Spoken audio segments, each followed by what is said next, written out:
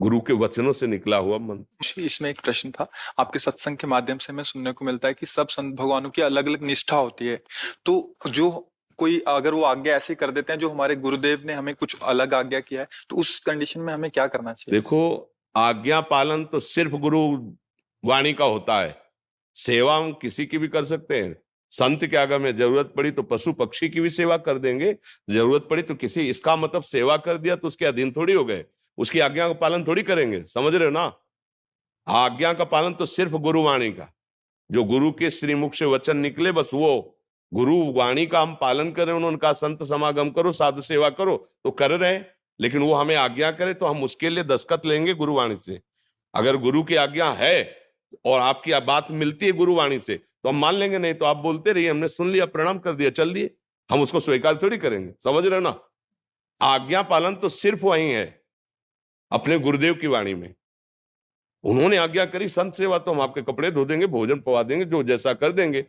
और अगर संत है तो चाहे जिस निष्ठा का हो, तुम्हारे अंदर भाव वही प्रकट होगा जो गुरुवाणी में लिखा है।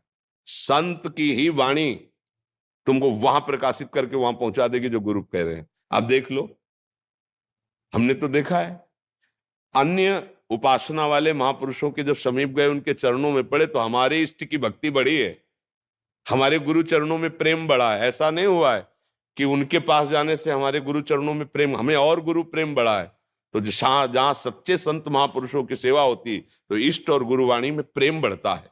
इसीलिए तो आज्ञा करिए कि संतों का समागम करो, साधु सेवा करो।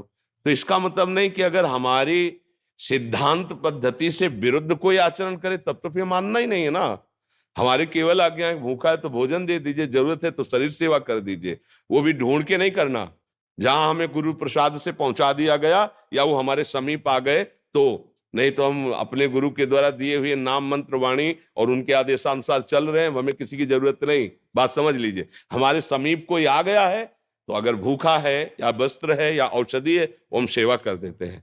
और अगर आज्ञा कोई ऐसा करता है जो हमारे सिद्धांत के विपरीत है, हम सुनते ही नहीं। ऐसे सिद्धांत से चला जाता है।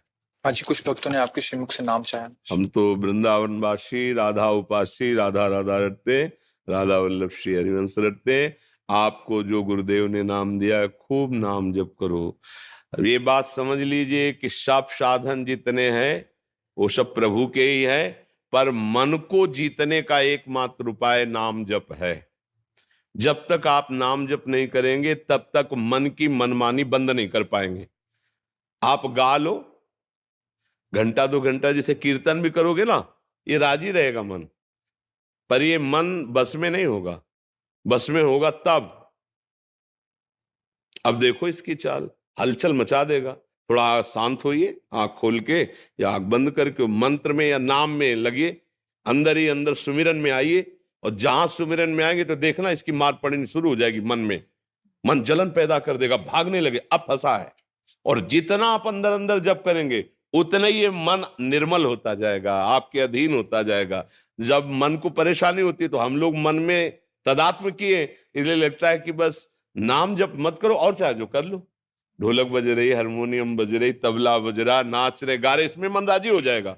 लेकिन शांत बैठकर एकांत में गुरु चरणों को प्रणाम करके और फिर नाम में डूबना, ये बड़ा कठिन काम है। आप देख लो अंदर से, और यही मन को बहुत जल्दी निर्मल करता है। ऐसा नहीं, भगवान नाम कीर्तन, वाणी कीर्तन, ये सब बहुत मंगलमय है, लेकिन मन को अधीन करने के लिए एकमात्र उपाय है ना, अंदर ही अंदर सुमिरन करना, अंदर ही अंदर। तो जो नाम मिला है, जो मंत्र मिला है, खूब अंदर अंदर सुमिरन करो। सुमिरन से अंदर सब ठीक हो जाएगा। बढ़िया अंदर मन प्रसन्न है ना, तो बाहर से चाहे जितनी विपत्ति हो आप आनंदित। और अंदर से मन कलुषित है तो बाहर चाहे जितनी सुख सामग्री हो आपको सुख अनुभव में नहीं आएगा। खूब सुमिरन करो, नाम सुमिरन करो जो गुरुदेव ने दिया है। हम तो वृंदावन वासी, हम तो राधा राधा राधा राधा रटते, राधा वल्लभ श्री हरिवंश रटते। आप लोग देख में सादर नमन। महाराज जी, शास्त्रीय पद्धति से मंत्र उच्चारण कैसे किया जाता है? क्या सत्संग में बताए सभी मंत्रों का जप शास्त्रीय पद्धति से करना होता है? मंत्र वही जो गुरु देता है, ध्यान रखना।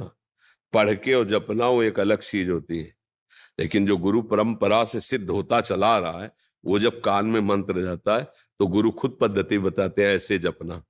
शास्त्रीय पद्धति से ऐसे लेके सिद्ध करना बहुत कठिन बात है। जो गुरु आचार्य परंपरा से मंत्र आता है वो सिद्ध मंत्र आता है, अमुक अमुक अमुक अमुक अमुक अमुक, वो सब सिद्धों के द्वारा है ना। उसका साक्षात्कार किए हुए महापुरुषों से जब मिलता है, फिर हमको तो थोड़ा सब, जैसे चिंगारी है, थोड़ा पूछ रखो, वो आग ज्वाला बन गई। अब चिंगारी पैदा करने के लिए अरण्य मंथन करना, तो ये जो मंत्र है सब सच्चिदानंद में, पर गुरु प्रदत्त मंत्र। जब आप निष्ठा से भगवत मार्ग में चलोगे तो सबसे पहले भगवान की कृपा होगी कि गुरु मिल जाएंगे। देखो ध्रुव जी ने, जब उनकी माता ने खींच के, जा अगर तुझे सिंहासन पर माँ पिता की गोद में बैठना है तो तपस्या कर और वरदान मांग। सुरुचि के गर्भ का बालक में, तू सुनीति के गर्भ से पैदा हुआ है, ध्रुव जी से कहा, भी माता के गर्भ, ऐसा नहीं।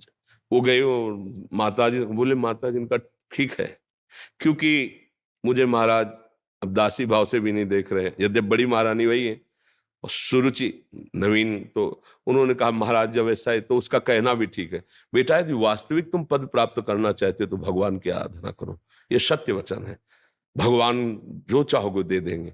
चल पड़े 5 वर्ष के बालक, तो गुरु ना ढूंढना पड़ा, ना बुलाना पड़ा, ना चिंतन करना पड़ा। नगर से निकलते ही नारद जी मिल गए। कहाँ ध्रुव, कहाँ जा रहे हो? बोले महाराज आपको पता होगा कि ऐसी ऐसी घटना घटी और अब मैं जाकर भगवान को रिझाऊंगा।